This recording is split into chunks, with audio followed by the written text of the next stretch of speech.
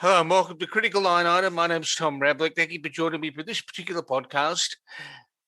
There's an issue that's been hitting the press over the past, not so much just recently, but over an extended period of time about the fate of locally engaged employees in Afghanistan that had been employed by the Australian government to assist Australian forces and the foreign embassies in that particular country.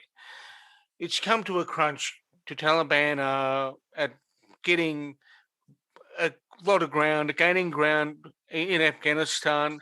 Western forces are leaving the country, and there's a grave concern for the safety and security of those that have worked with Western governments, including Australia. I'm joined today by Glenn Kolomeitz, who is the lawyer, and he works with GAP, Veteran Legal Services, and he's looking at a range of issues that rest on the legal interpretation and how we get people out of Afghanistan, get them a visa, and as former Prime Minister Howard said not so long ago, fulfil a moral duty in helping those who've helped us.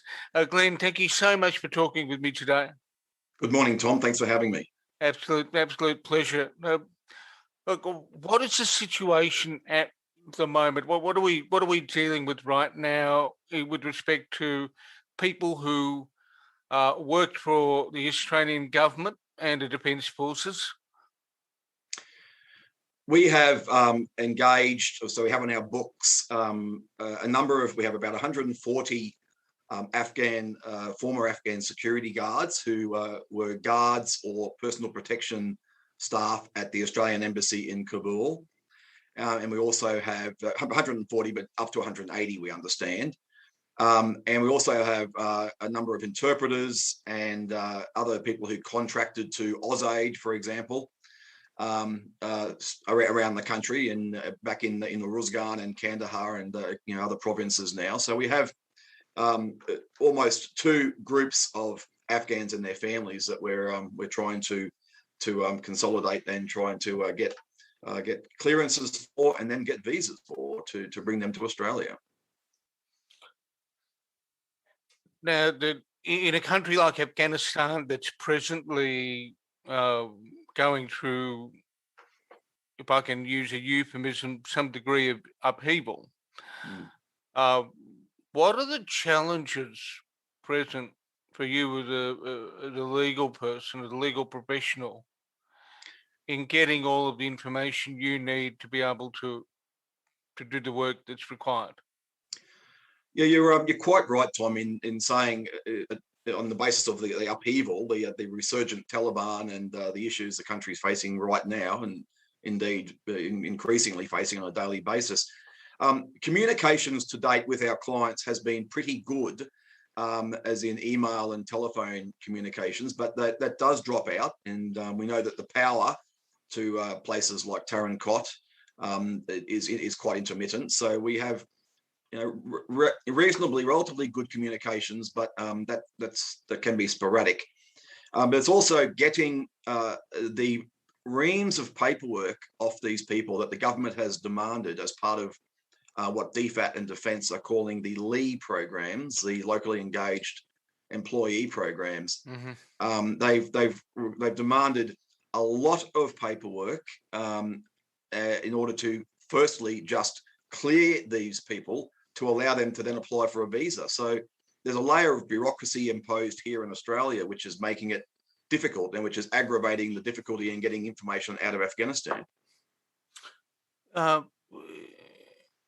Would it be reasonable, and I'm reflecting on this as you raise the question, is it reasonable to conclude, given that a lot of these people would have been subject to rigorous security clearance processes in the past, that some of the information relevant to the security clearances of these individuals may be somewhere in an Australian government department? Have you explored that at all? Look, we're getting a lot of our people have been rejected on two bases, and as you've quite correctly stated, one of those bases is the security clearance. So, counterintelligence screening essentially. But as you've correctly stated, these people and both the interpreters and the security guards were rigorously checked and security screened prior to gaining employment to work with us and at the embassy and with our troops during employment, and many up until consistently up until quite recently. So they've undergone very rigorous security screening, and now they've been subjected to what we believe is a much more vague and I would say unreliable screening process, which is subsequently rejecting people on the basis of what I think are some pretty dubious grounds of testing. So, look, I'm not impressed with these rejections on the basis of security clearances. I think that the government is rightly saying we need to security clear people to come to Australia, and we don't refute that for a moment. We must be robust in the way we security clear people coming to Australia. But this process is not robust. It's very much it's almost a presumption against until proven otherwise, which is disappointing. Given that people had been previously, and I'd like to explore this just a bit, given that they've been previously screened, the results of those security clearances would be documented somewhere. Yep. Would it be unreasonable for me to expect for some of that documentation, if not all of that documentation, at various points to have worked its way back to the central commentary position in Canberra, or am I fantasizing here? I think it would be a very reasonable expectation, and that makes perfect sense. But I don't believe that that's happened. So I don't believe that very reasonable expectation has been met. I'm not convinced that government is either actively looking for previous clearance material, if they even still have it. So it's a very good point you raised, Tom. And I think they're relying on this quite, vulnerable screening process and ignoring whatever screening happened in the past, quite possibly because of an absence of any retained material. Have you explored where the chain of custody is for the previous material? Because it would appear to be somewhat concerning that a whole range of people were cleared. They were put through a process. They had to qualify. We take it as given that they've qualified. Yep. Have you got any clear view of where the chain of custody of those records related to their security clearance stops? To be brutally frank, Tom, to date we have had almost zero response from government, from DFAT or defence, on the most fundamental communications, let alone something as complex as seeking retained security material. So no, we haven't, because we're not even getting acknowledgement of our correspondence to say we're acting for these people, let alone seeking material like that. So it makes perfect sense that we would want government to let us know if that material is available, but they're not even acknowledging the fact that we're helping these people at the moment. So it's quite a big ask to go looking for that sort of prior screening material.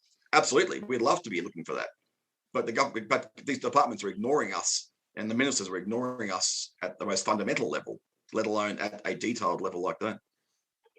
Okay, that establishes several issues that exist in terms of the records and why this process may be going through, and also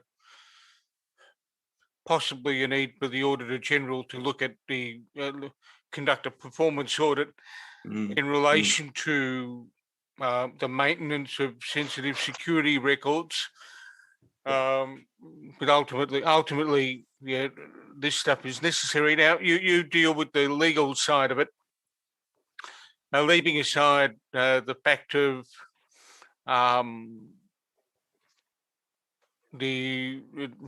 how these records need to be pieced together, what's the law that we deal with when we're looking at locally engaged employees in overseas jurisdictions? How does it work? So a really good question, and the government has, as I've alluded to, there are essentially two steps in this process. A normal migration application, and I'm an immigration lawyer, and part of our practice is migration. So the normal process is essentially one process. You apply for your visa, but the government have brought in this separate creature called the LE program. So it's Defence and DFAT operating their LE programs, locally engaged employee programs, to provide that first level of clearance. So to essentially accept or reject an applicant who, if they're accepted, they can then apply for a visa. If they're rejected, they can't apply for a visa. So an added layer of bureaucracy. And I've done that under a legislative instrument, which was brought in some years ago when they were bringing people out of Iraq, in fact, when we were pulling out of Iraq. So they're relying on this legislative instrument to impose this added layer of bureaucracy and make these people then apply for a clearance. If they get the clearance, so if they get a yes from DFAT or Defence, depending on who they were contracted to, they can then apply for a visa. Now, some of the bases on which they can be rejected, and we've touched on the security issue, but the main aspect of that legislative instrument is the nature of their employment while they were working for Australia, so as interpreters or AusAid contractors or security guards or others, right? So they're very much turning on a legalistic view, a very legalistic view of the nature, the contractual nature of the employment. And that itself is a problem, because we're seeing many people rejected based on that legislative instrument, because the government's saying they weren't employees of Australia. That's essentially what the test that they're applying. And that's well, firstly, it's about to be subject of a legal challenge by us. So we're taking that up very shortly. But it's still a very disappointing way on which to outright reject a person from even applying for a visa.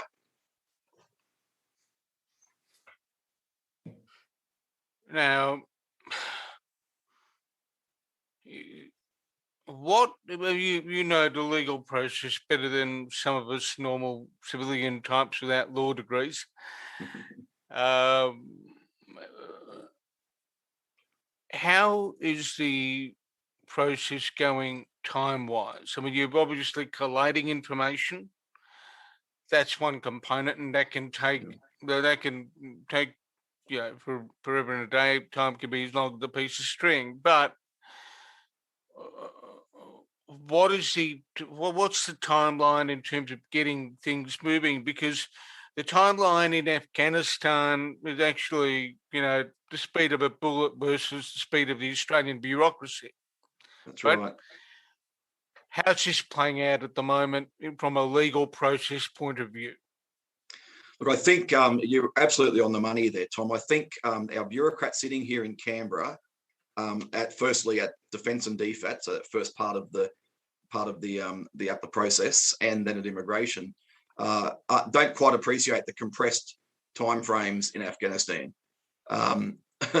The government recently took great pride in announcing they brought hundreds of Afghans into the country. I can't recall the number, but many of those people had applied for the clearance under the LE program, waited for a couple of years for that to be processed, and then applied for their visa, waited for an inordinate amount of time to get that approved before even getting here. So those very protracted timeframes in this convoluted process are very inconsistent with the very compressed timeframes these people have to to essentially survive in Afghanistan.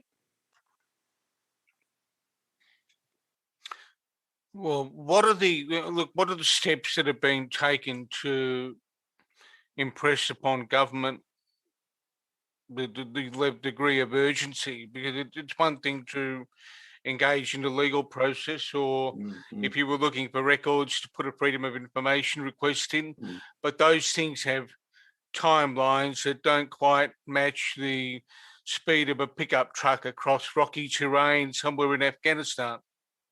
That's right, and we're writing letter after letter to ministers, and we're doing media because it appears that the letters aren't working. So we need to be able to communicate with our elected representatives and our ministers somehow. And apparently telephones and emails and letters don't seem to work. So we're communicating with them via the media. This is a challenge that we shouldn't be facing. It's a fight we shouldn't have to be taking up. And the government has come back and said that they're giving priority to the visa processing. So immigration are giving priority to the visa process, or Home Affairs, the visa processing. That's good. That's great, but it still doesn't fix the first part of the problem, the DFAT and defence, the delays with the DFAT and defence clearance process for that first phase. And I can't see they're not fixing that. They're putting out requests for information to these Afghans, which are voluminous and require evidence, which is in what is a war zone and what is a very disputed territory at the moment. Requests for information for material that it's very difficult for these people to consolidate and then get into DFAT and defence. So that's what we're doing now. We're actually coming in and we're helping these people, where we're telling DFAT and defence and Home Affairs we're acting for these people, that correspondence comes to us. We will collate this information. We will make sure it's all good to go. So do an initial phase of vetting, then get that into DFAT and defence, and then stay on their case until they process this stuff, until they do their job. So we're compressing the time frame by taking this up. We're going through the material. We're obtaining the material, getting it together quickly, getting it to defence, and then badgering defence and DFAT to do their job. Now, they shouldn't be doing this. DFAT, this lead program is a failed program by both DFAT and defence. They should be letting us do it as we are doing it now anyway. And then once we have that material, we then say to them, here's the reason, the basis why you should clear this person. We've obtained all of this. Now we're going to apply for a visa. We can help them expedite that first part of the process, which appears to be the big obstacle at the moment, the big delays. I believe Home Affairs would like to get on with this and process these visas quickly, but they need that first part of the process, that clearance process, done first. And we're doing that, and we're expediting that. And DFAT and defence need to let us do that.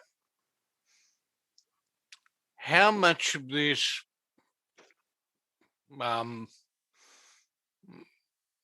sort of inertia, for want of a better word, the first thing that comes up is something more colourful, as you'd understand, Glenn. Yeah.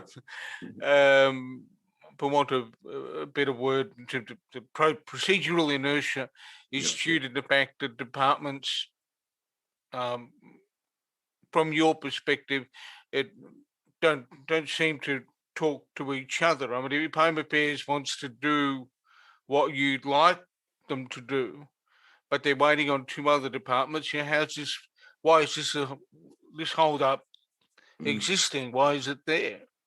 That's a really good point, and I think you're absolutely right. I don't think they are communicating because of that bureaucratic nonsense, which is what I'll call it.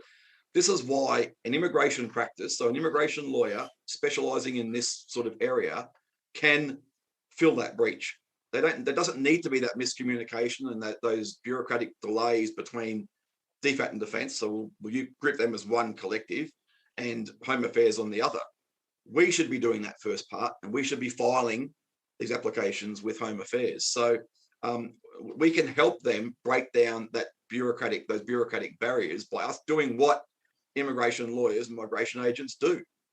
This is not that first part of this process should be arm's length from government. Yes, they can do their clearances, they can do their security checks, they can check the material against the legislative instrument, but as can we. We can check that, and we are checking that, and we're going to great lengths to check that.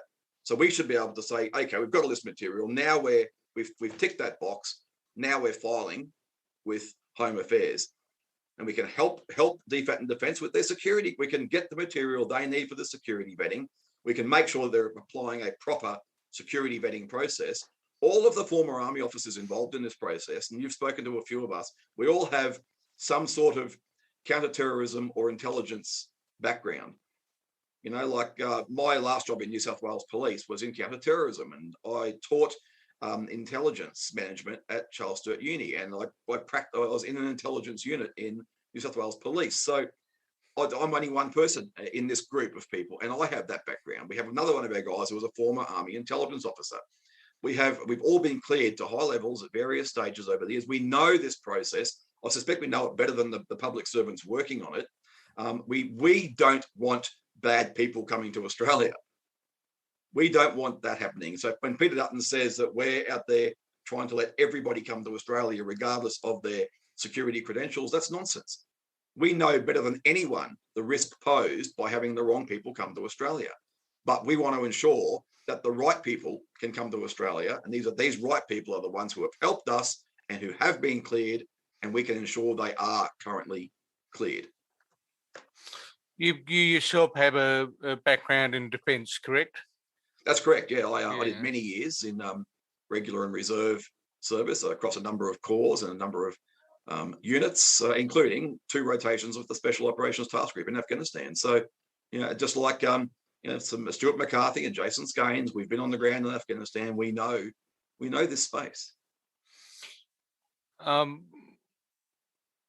You speak passionately about this case, and obviously there's a bit of you've clearly had a bit of skin in the game. How does it make you feel as a former military man to see this going on as a process? To people that you probably even worked with at some point. Yeah.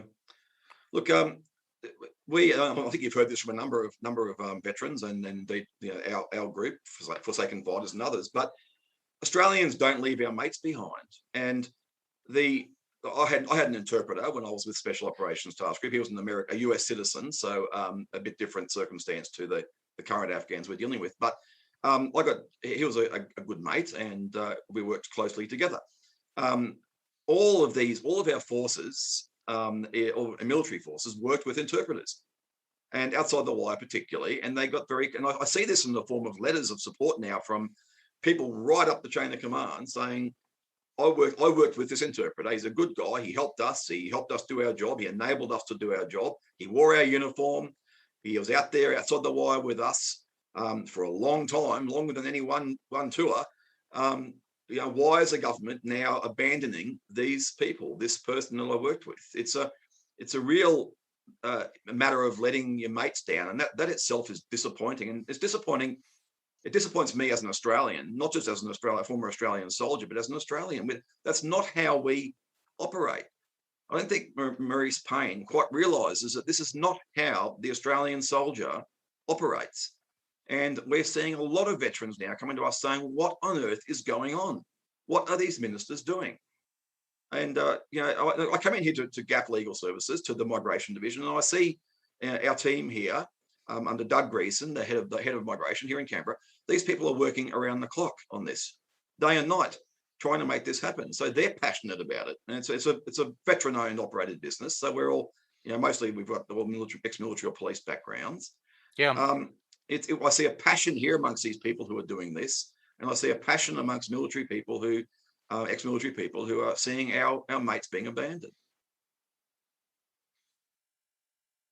And just look as we speak, I can sense that it feels like a real kick in the guts.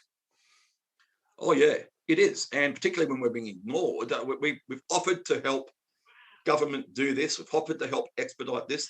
We've working with Stuart McCarthy, Jason Skanes, Pat Ryan, Dr. Kay Danes. We've come up with solutions. And we've been putting these to government now for years.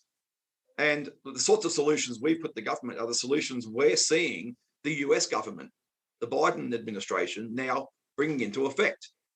extracting Afghans who work for the US to a third country to process them there in relative safety away from Afghanistan, but also offshore from the United States to places like the UAE. That's an option we've been putting to government for a long time, and it's an option that we could and should have been exercising well before now, but we still can. I'm aware that some of the advocates talk to people on the ground. That's right. What are the, the answer is probably clear and inevitable, but what are the consequences that you see? Knowing your military background and what's happening now as well, what are the consequences typically for people who've engaged with Western governments in jurisdictions in the Middle East, particularly Afghanistan? Look, we know that these people are facing some have faced direct threats already. One of our clients sent a copy of a night letter which he had taped to his door from the Taliban saying, "We are going to kill you," and that's a fairly common occurrence. These night letters and other threats. A number of these people are calling us saying that they're moving from house to house. They're in hiding. They've had direct threats. One of our guys was previously shot, and he survived, but he was shot because of his work for coalition forces, for Australia, for Australian forces. So we're not talking. These people are situationally aware. They know the threats. They saw how the Taliban behaved when they were last in power. They know the threats they're facing. They see them directly, and they know that there are indirect threats that they haven't yet faced. So they're coming around the corner at them. They're worried. They're genuinely worried for their safety, and they're becoming increasingly desperate for our help. Glenn, that's probably a sobering note to start the process of wrapping up the conversation. If anyone listening to this wants to learn more about what your firm does, where can they go and learn a bit more about you and the crew at GAP Veteran Legal Services? Yeah, just look up GAP Veteran and Legal Services, and you'll see on there's a number of divisions. There's a veteran division, a legal division, and the migration division. So the website's pretty good. It has a good analysis of our team, and quite frankly, there's contact details on there, email and telephone, and we're more than happy to work through what we do with people, let them know what we're out there doing not just for our Afghan colleagues, but for veterans more broadly. It's a very demanding space, and look, I think we would appreciate people following up what we're doing, because the team here, if I can say, are amazingly passionate about what we do. Glenn, thank you so much for taking me through what is a very complex and rather tense period at the current time, but people get involved in trying to get Afghans that work with Australia and other Western countries out of what is a very deteriorating climate in Afghanistan. Thank you. Thank you very much, Tom. Absolute pleasure.